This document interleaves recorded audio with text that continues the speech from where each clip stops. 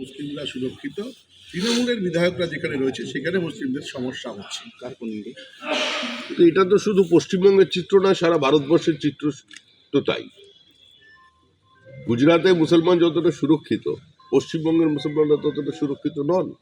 গত 3 বছরের পরিসংখ্যান যদি আপনি দেখেন, দেখবেন যত রাজনৈতিক খুন হয়েছে তার 99% হয়েছে তৃণমূল কংগ্রেস কর্মী, গত 3 বছরের হিসাবে বলছে, এবং 95% হয়েছে তৃণমূল কংগ্রেসের কর্মী, এবং তার 99% হচ্ছে সংখ্যালঘু সম্প্রদায়ের।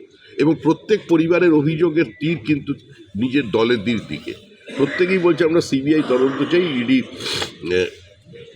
সিবিআই নিয়ে যে সরকার সমালোচনা করেন, সেই সরকারের পুলিশ সিআইডির ওপরে কারোর কোনো আস্থা নেই। তোহার সিদ্দিকী যদি বলে থাকে প্রতিদিনই তো মরছে মুসলমান, মারছে মুসলমান, এটাই তো পশ্চিমবঙ্গের বর্তমান স্থিতি।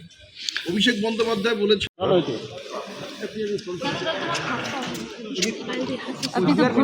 কোচবিহারে বিমান চলাচল নিয়ে একটা অনিশ্চয়তা তৈরি হয়েছে, যে উড়ান সংস্থা এখন চালাচ্ছে তারা 31 তারিখের পর আর চালাবে না বলে একটা চিঠি বিমানবন্দর কর্তৃপক্ষকে পাঠিয়েছে। এই অবস্থা নিয়ে একটা সংকেত তৈরি হয়েছে, চলবে কিনা পরিষেবা? এখন আরসিএস স্কিমে সরকার 3 বছরের জন্য এখানে বিমান চলাচলের ব্যবস্থা রেখেছিল, কারণ এখানে বিমান পরিষেবা দেওয়ার জন্য সরকারকে সাবসিডি দিতে হয়।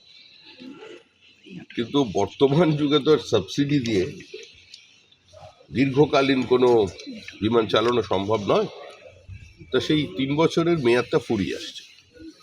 আমি একজন সাংসদ হিসেবে রাজ্যসভায় এটা নিয়ে প্রশ্ন করেছি এবং বলেছিলাম, তার সঙ্গে সঙ্গে সংশ্লিষ্ট দপ্তরের মন্ত্রীর সঙ্গে আমার কথা হয়েছে।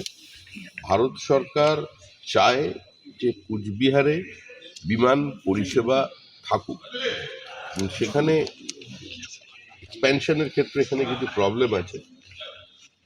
রানওয়ে বাড়াতে গেলে রেল লাইন আছে, সেখানে ইলেকট্রিফিকেশন হয়ে গেছে, কিছু বাড়িও তৈরি হয়ে গেছে, আর এটা অত্যন্ত প্রাচীন একটা বিমানবন্দর।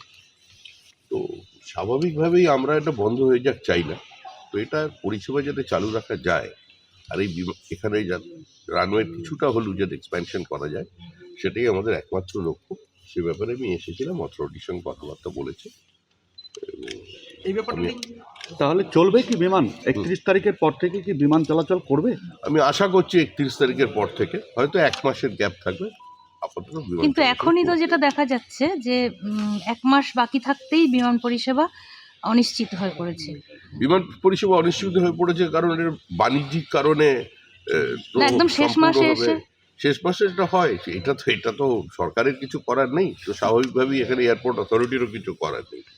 পরিষেবা যারা দেবে, কাউকে তো আজকের দিনে কাউকে জোর করে তো আপনি কোনো কোম্পানিকে বলতে পারেন না আপনাকে এয়ারক্রাফট চালাতেই হবে।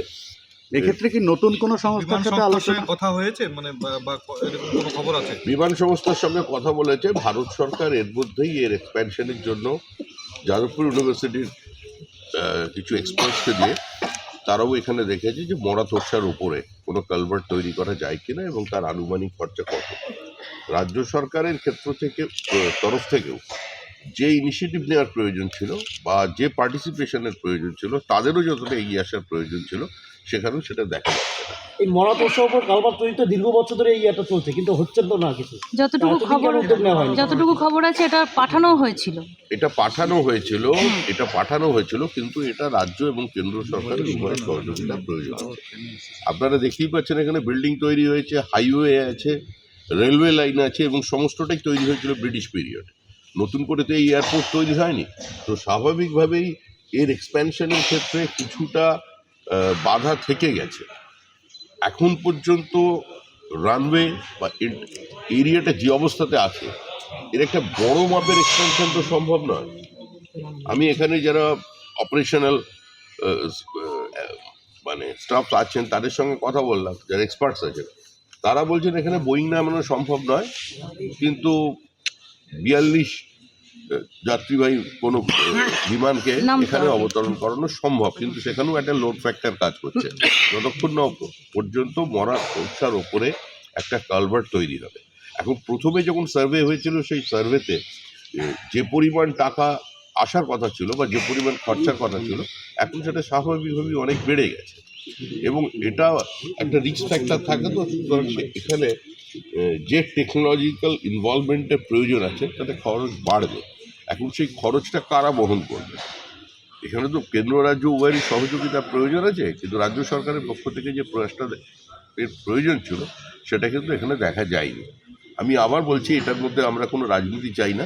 কুচবিহার মানুষের স্বার্থে, কুচবিহারের মানুষের আবেগের স্বার্থে এবং উত্তরবঙ্গের সঙ্গে দক্ষিণবঙ্গের, বিশেষ করে আমাদের কলকাতা শহরের কানেক্টিভিটি জন্য বা এখান থেকে আসামের সঙ্গে যোগাযোগের জন্য বা সরাসরি এখান থেকে দিল্লি ফ্লাইট নিয়ে যাওয়ার জন্য এর মানুষের একটা চাহিদা আছে। তো এই আবেগকে সামনে রেখে আমাদের রাজ্য এবং কেন্দ্র সরকার, দুই সরকারের চিন্তাভাবনা করা উচিত।